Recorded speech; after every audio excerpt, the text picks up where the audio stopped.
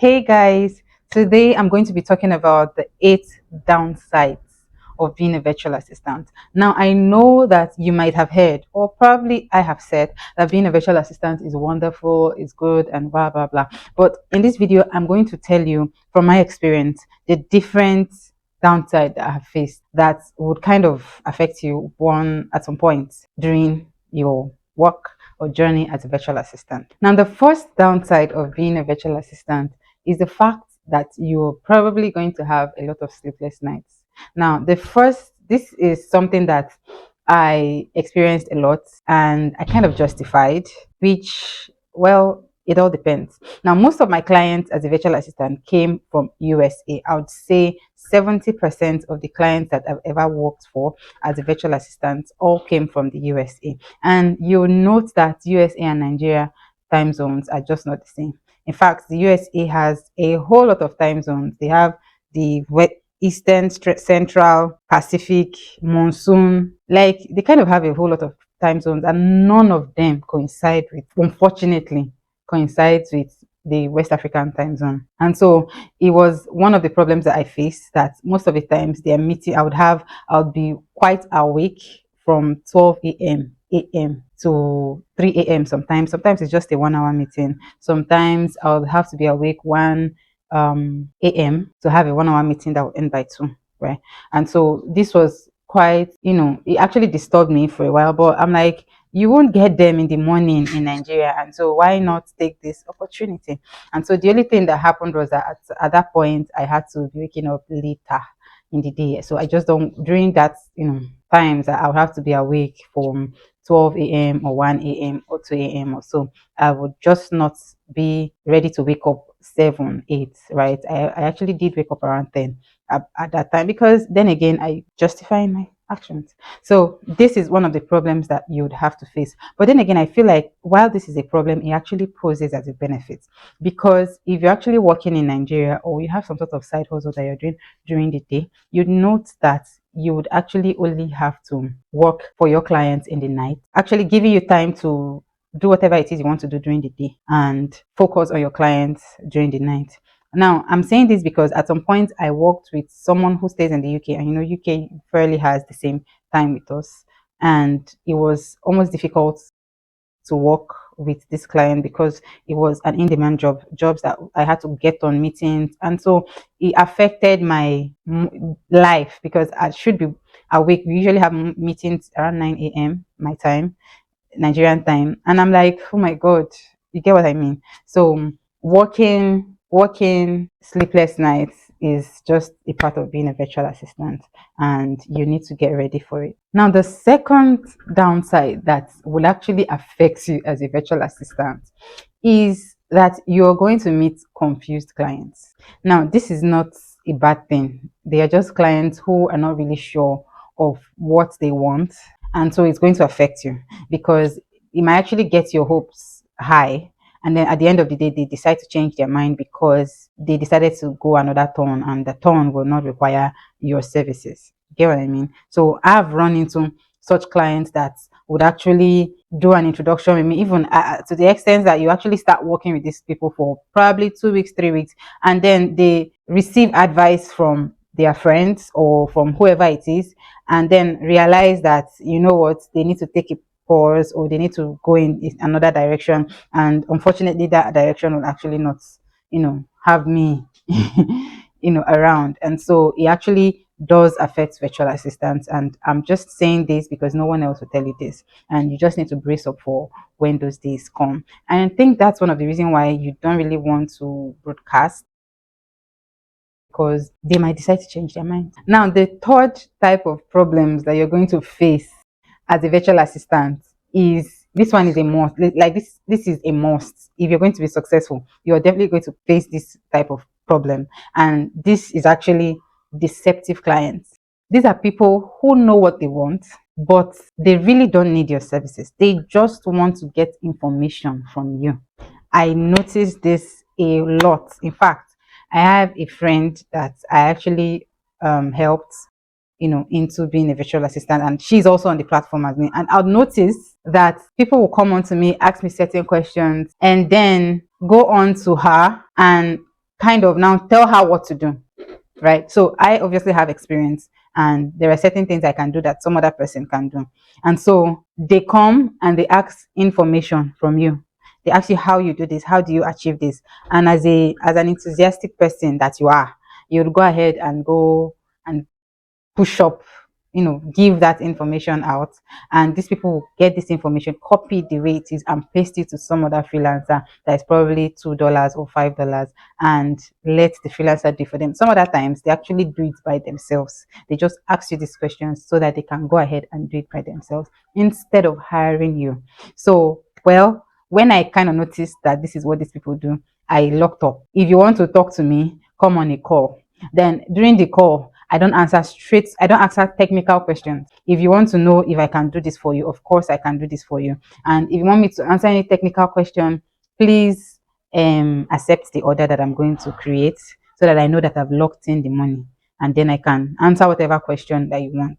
You guys have to be very, very careful, because there are a whole lot of people like this. You don't want to fall a victim where people just raise up your hopes, ask you questions, and go ahead and go and do it, by themselves.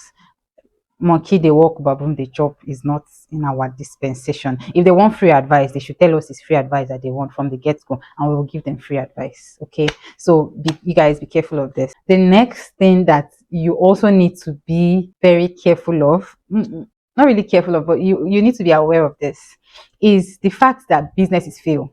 Now, there are some times where you work with certain clients. Remember, you were just an assistant. You were probably not a project manager. You were a project assistant. You're a project management professional. You're probably at that capacity assisting the client. The client is the one that has the vision, the mission.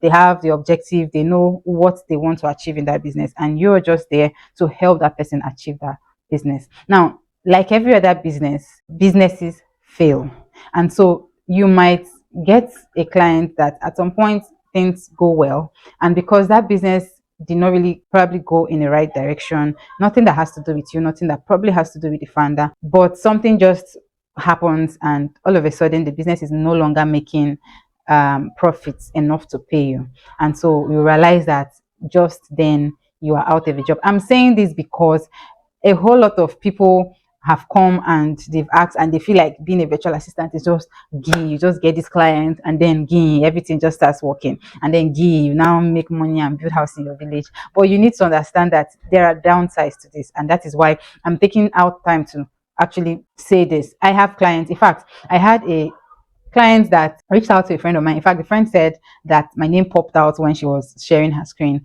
And I was like, what's her name? And she called her name, and I recognized the client because we've worked over time. And so I was like, oh, that lady, she's into real estate, right?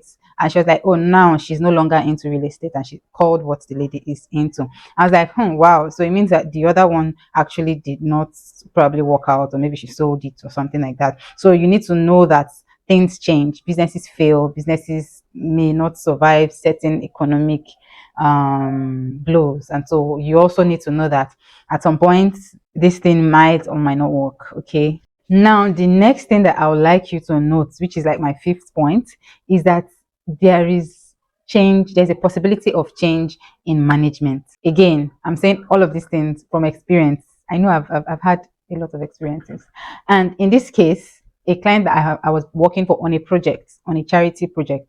They had launched and did what they wanted to do, and now wanted to sell it out to another people who liked the concept. So they wanted to buy the name, buy the entity, and continue.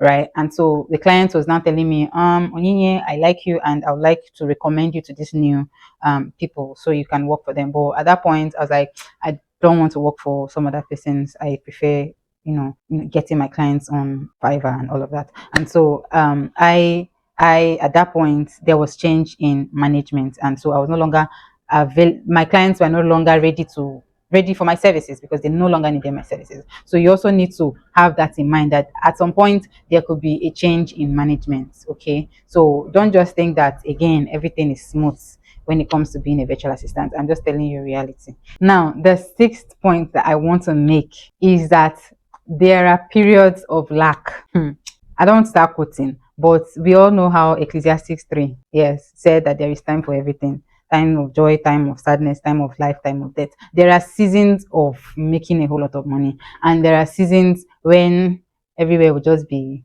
dry a little bit, right? So you need to take note of that season over time, depending on your niche. I've said this a lot of times. Depending on your niche, you'll notice how it is, how the season actually works. Like in my own niche on Fiverr, I know that during July, August, September, I make the highest amount of money in the year. I make at that point, I make as high as 1 mil, I mean in the past, right?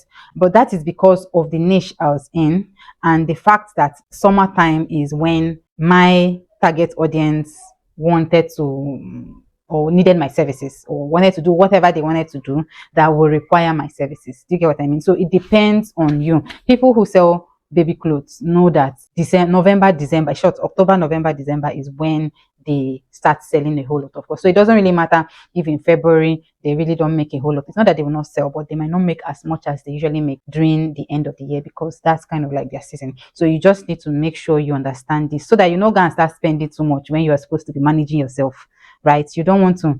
There are times when you hold yourself, there are times when you spend, because you know that if you spend, you're actually going to, make that money back.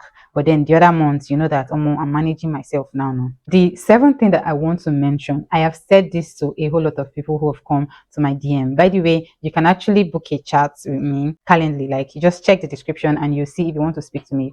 You'll be able to see how you can book a one-on-one chat with me. Now, I usually tell people I'm not going to come and start lying to you. There's no need. There's no point of lying to you, because you will find out. It is not easy in the beginning. No, it is not. It is not. Maybe sometimes, like I've always shared the story of my friend that got her first gig the next day. There are special cases like that.